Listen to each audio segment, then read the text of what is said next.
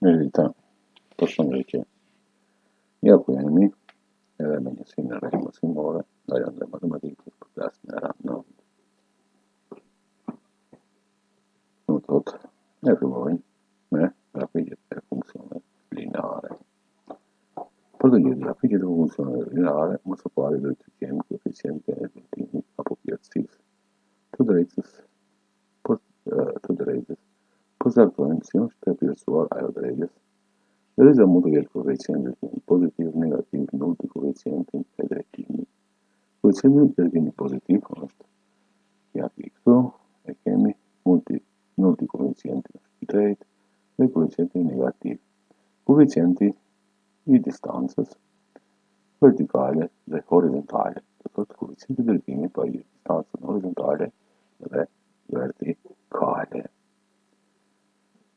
Një shembull, të përcaktojmë koeficientin e drejtimit të drejtës që kalon për pikat 1 dhe 3 dhe 6 dhe 1. Vizatojmë drejtën në për 2 pika. Do thotë, ajo paraqitet në koordinatën 1 dhe 3, cilën e kemi jashtë 1 dhe 3, dhe koordinatën tjetër 6 dhe 1. Koeficienti i drejtimit vertikal dhe distanca horizontale. Koeficienti i drejtimit është 2 dhe 5. Vërejmë se koeficienti i drejtimit është negativ. Funksionet lineare të llojit y barazi mx plus c. Në klasën 7-8 mësuam se vizatohen grafiket e funksioneve lineare të llojit y barazi mx plus c.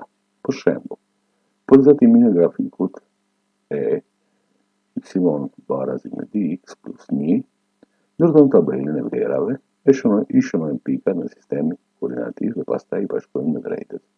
Ja tabela e vlerave. Për x3, y5, për x0, y1, për x2, y5. Koeficienti i drejtimit y barazi dx plus 1 mund të gjejmë në çfarë do të pika të drejtës. Ja, këtu e kemi. Koeficienti i drejtimit është 4 dhe 2 dhe grafiku i funksionit duke njësuar pikat e kemi gjetë grafikun e funksionit apo drejtën e këtij funksioni y barazi dx plus 1. Vazhdojmë të tjerë. Ja, shembull 1. Të caktojmë koeficientin e drejtimit drejtësave. Për a, y barazi 6x minus 1, për b, y barazi 5x minus 3, për c, x plus 2, y minus 6 barazi me 0. Për a, koeficienti i drejtimit është 6, pasi kemi 6 antarën e lirë. Për b, këtu koeficienti i drejtimit është 3, minus 3 me 3, dhe për c, koeficienti i drejtimit 1/2. Shembull, të caktojmë barazimin dhe shembull 2. Të caktojmë barazimin e drejtës me koeficient të drejtimit 3 që kalon nëpër pikat 2 dhe 5. Koeficienti i drejtimit është 3, prandaj me m barazi 3 e zëvendësojmë në barazimin y barazi mx plus c. Y barazi 3x plus c, pika 2 dhe 5, shtrihen në drejtën, prandaj në barazimin e zëvendësojmë vlerën x barazi 2 dhe y barazi me 5, 5 barazi me 5 herë 2 plus c. Ku c-ja është e barabartë me minus 1. Barazimi i drejtës është y barazi 3x plus 1. Ja, si duket funksioni 3x plus 4y barazi me 12. Edhe këte, në të njëjtën mënyrë, së pari, nëse marrim për x0, barazim do të them për pikë prerje në boshtin y. X barazi 0, atëherë 4y barazi me 12 është barazi me 3.